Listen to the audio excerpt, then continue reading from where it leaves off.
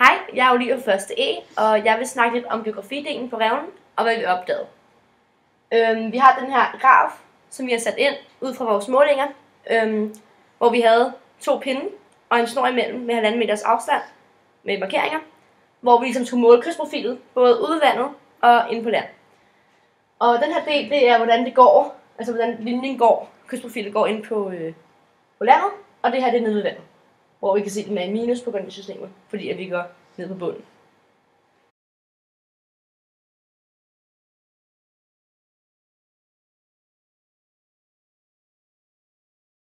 Og nu vil jeg snakke lidt om biologidelen og de planter og dyr, som vi så ude på revnen. Vi starter med strandarven, som har den her lidt grantræsagtige form, og de har også en tyk stilk og et bredt rodnet, så de ikke er overfølsomme over for vinden, og kan tåle og kan være med til at danne og klitten og holde på sanden. Og så har vi hjelme, som er sådan en græsart, kan I se, og den har også et kæmpe rodnet, som er med til at holde på det her sand, så klitten kan blive større. Og vi har marhalm, det er lidt ligesom hjelmene, det er lidt svært til forskel, det er bare lidt tykkere, og det vokser oven på klitten, og lidt foran klitten, sådan lidt over det hele agtigt. Og så har vi rynket rose, som også hedder hyben, og bærene hedder hybenbær. Og hvad hedder det, rynket rose, der har vi de her højtliggende rødder, som ligesom ligger ret tæt under jorden. Så det er også med de brede og tykke rødder, så de holder fast. Og så har vi blomsten. Og blomsten her, den, det er bare blomsten på rynket rose, der er ikke noget specielt om det. Men, ja. Og indeni, der har vi kløpulveret. Så hvis du knuser de her små kerner, så klør det rigtig meget, hvis du får det på. Og så har vi den her rødknæ. Og rødknæ er en flerårig urt, som er en ukrudts, sådan noget plante faktisk. Men den vokser også ude på klitter ude ved stranden og sådan noget. Og vi har gul snære, som også karakteriserer klitter, især et smagle revle. Og den er også en flerårig urt. Og så har vi musevikke, tror jeg det udtales, musevikke, jeg ved det ikke helt. Det er meget almindeligt for klitter. Den karakteriserer ikke, men den er bare meget almindelig der. Og det er også flerårig sammen med violer, som vi får her på næste billede. Og det næste billede? Det var næste billede. Den har tynde stilke, og det lever på grå klit, som er det bag ved klitten. Hvis du har klitten her, så er det om bag ved stranden her. Og den kan både være en og flerårig. Og så har vi torskemund, som er god. Og den er flerårig og lever også om på den grå bag på klitten, som er den grå.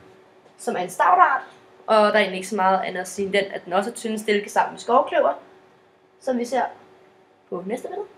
Lige præcis. Men skovkløver er godt nok også en ukrudts. Og til sidst har vi gederamsen, som er flot. Men den er også flerårig, ja. Så det vil sige, at de overvintrer, og så kommer det igen næste år. Det alle de her planter har til fælles er, at de kan leve i et næringsfattigt miljø.